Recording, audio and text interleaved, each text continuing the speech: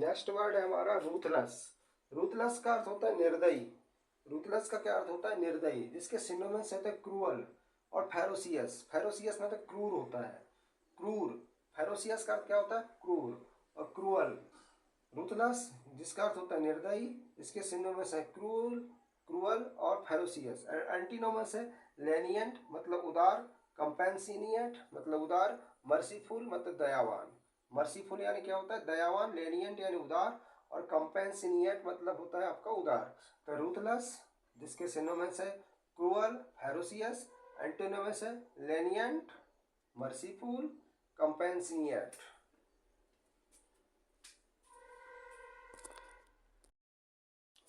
Next शब्द है हमारा रूड। रूड मतलब असभ्य। रूड का क्या अर्थ होता है? असभ्य।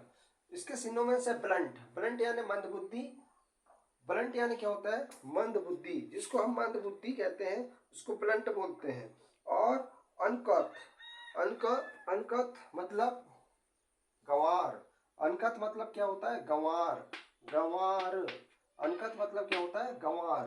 तो एंटीनमस इसका होगा पोलाइट मतलब विनम्र, पॉलिश्ड मतलब चिकना, जेंटिल व जेंटल दोनों का अर्थ होता है सभ्य। सभ्य, पोलाइट, जेंटल, जेंटिल, इन तीनों का अर्थ सभ्य, विनम्र। पॉलिश्ड मतलब चिकना।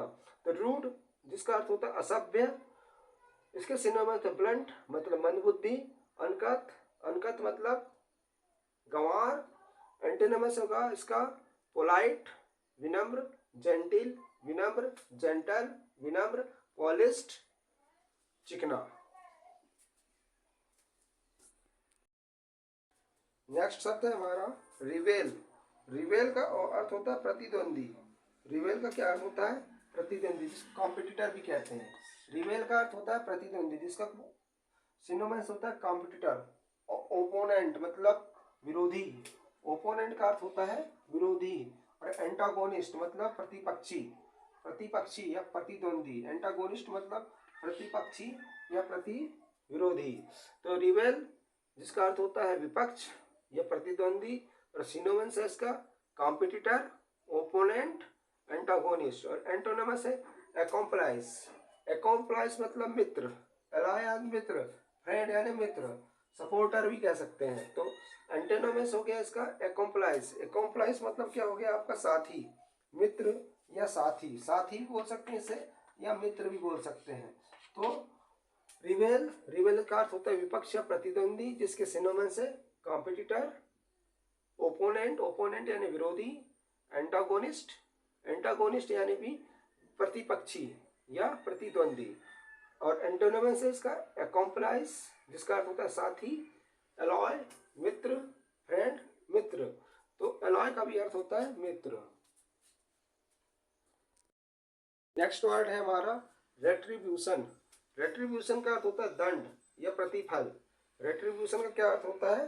दंड या प्रतिफल। रेट्रीब्यूशन जिसका अर्थ होता है दंड या प्रतिफल।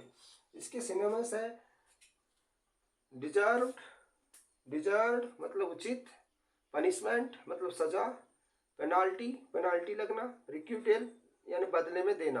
और एंटीनेमस है रिप्रीव मतलब सजा से मुक्त करना। रिप्रीव का अर्थ होता है सजा से मुक्त करना। और स्केप, स्केप मतलब होता है भाग जाना या छोड़ देना, छोड़ देना। तो रिट्रीब्यूशन के सिनोनिम्स है डिजर्व, पनिशमेंट, पेनाल्टी, रिक्यूटेल। और एंटीनेमस है रिप्रीव, एस्केप।